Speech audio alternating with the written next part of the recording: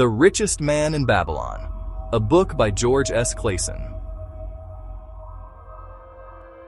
Hey everyone, welcome back.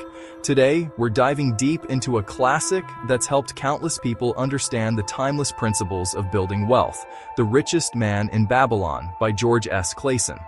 This book isn't just about money, it's about life lessons wrapped up in fascinating parables set in ancient Babylon. Over the next 13 minutes, I'll walk you through the core chapters and key ideas, sharing some memorable stories along the way, whether you're just starting your financial journey or want to reset your mindset. There's plenty here that's powerful, practical, and surprisingly simple. Chapter 1. The Man Who Desired Gold. Bansir the chariot builder and Kabi the musician sit frustrated after years of toil yet no riches, sparking a quest for financial wisdom. Their conversations spark the central question: why do some men grow rich while others struggle? 1. Hard work alone doesn't guarantee wealth.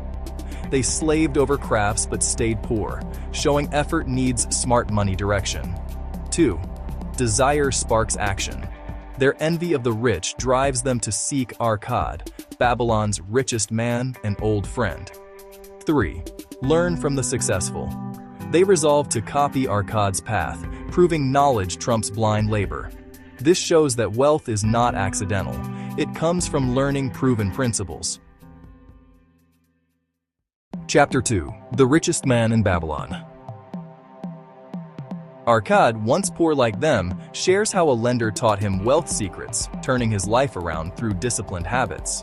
1. Start saving immediately. Arkad saved 1/10 of earnings first. He lived on 90% yet built fortune steadily. This simple discipline ensures wealth accumulation. 2. Control expenses.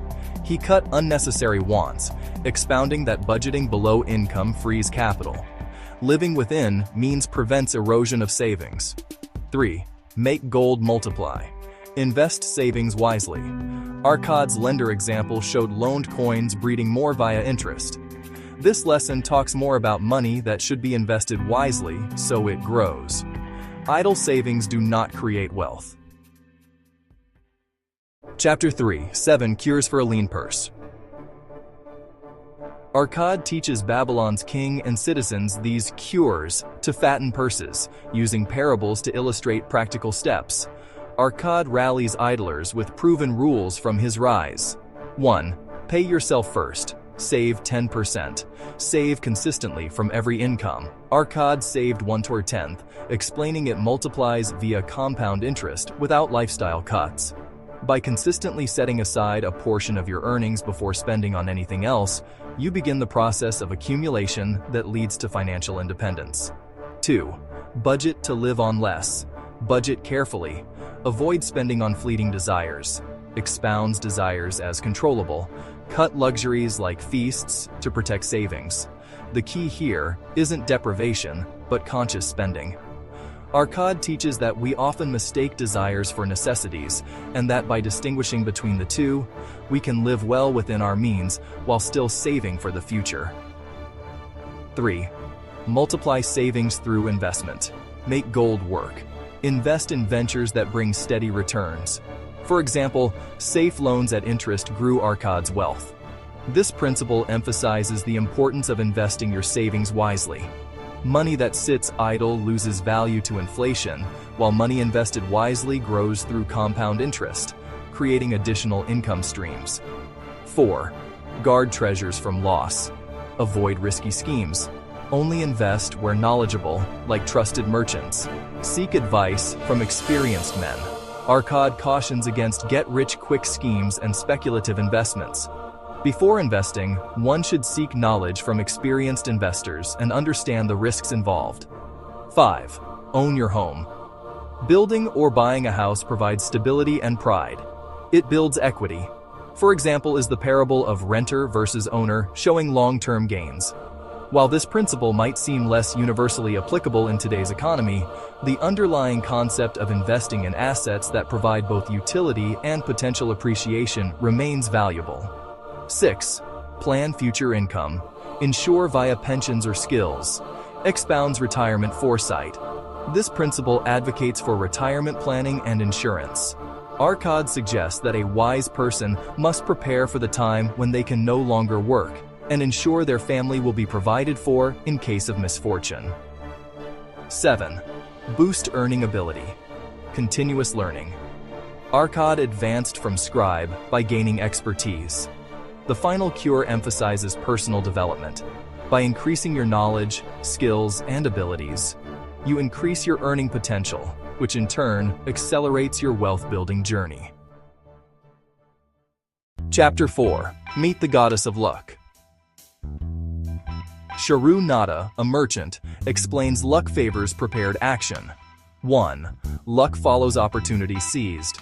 He took a caravan job during crisis, turning risk into fortune. 2. Work opens luck doors. Indecision blocks it. Diligent men spot and grab chances others miss. Chapter 5. The 5 Laws of Gold.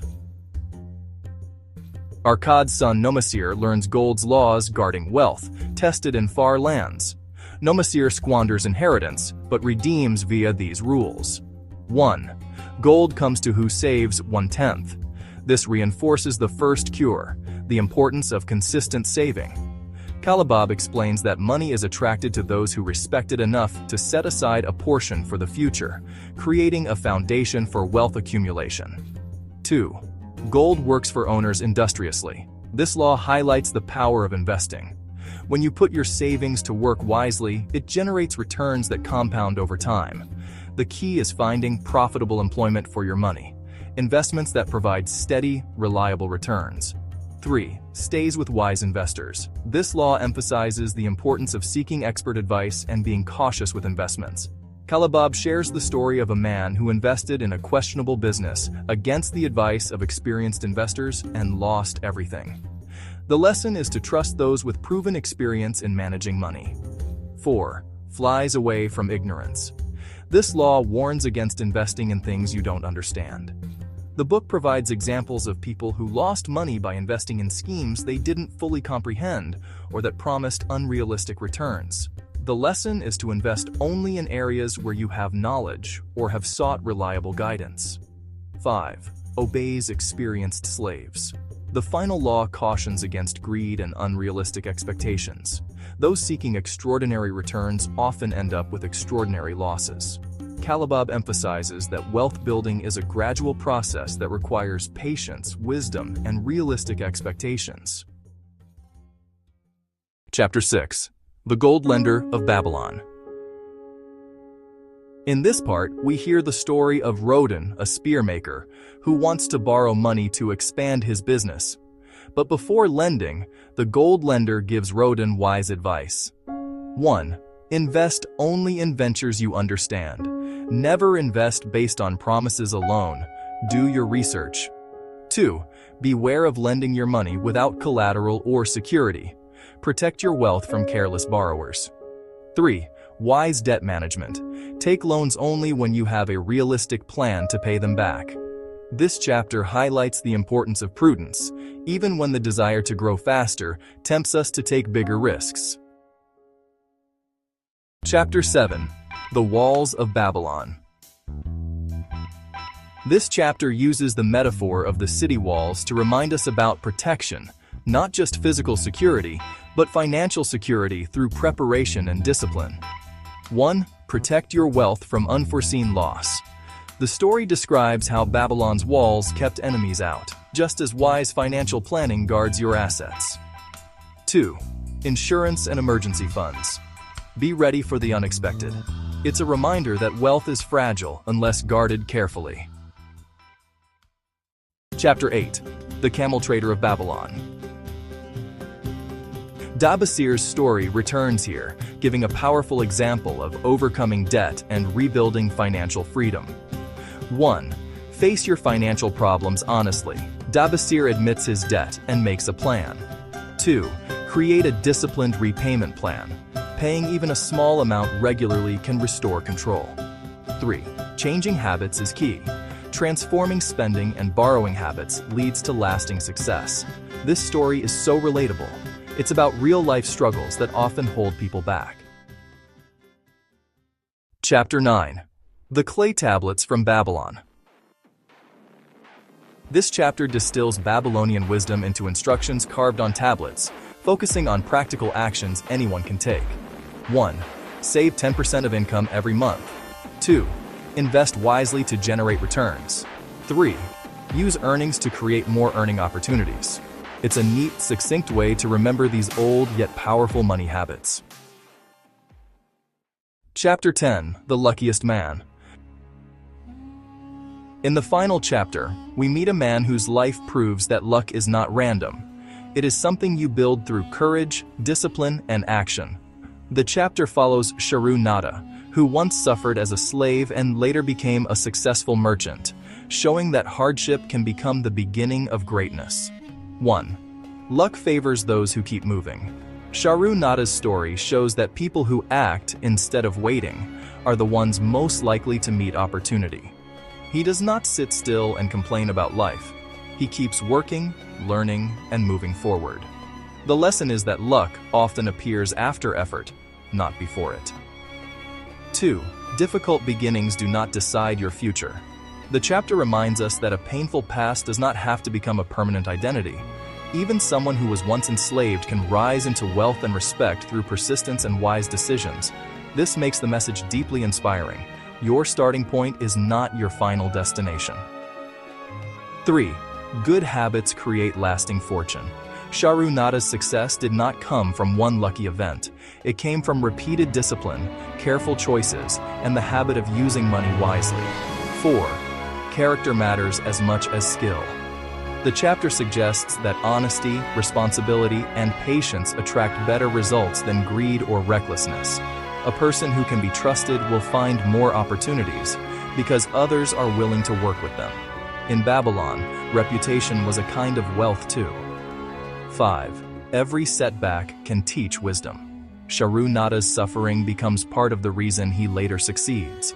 Instead of breaking him, it trains him to value freedom, money, and opportunity more carefully. The chapter shows that pain can become education if you refuse to waste it. The Richest Man in Babylon is more than a book about money. It is a guide to self-discipline, patience, and financial wisdom. Across its stories, the central message stays the same. Save first, spend wisely, invest carefully, and keep improving yourself. If you apply even one Babylonian lesson consistently, you begin to change your financial future. Wealth does not usually arrive in a single moment. It grows from daily habits, wise decisions, and the courage to keep going.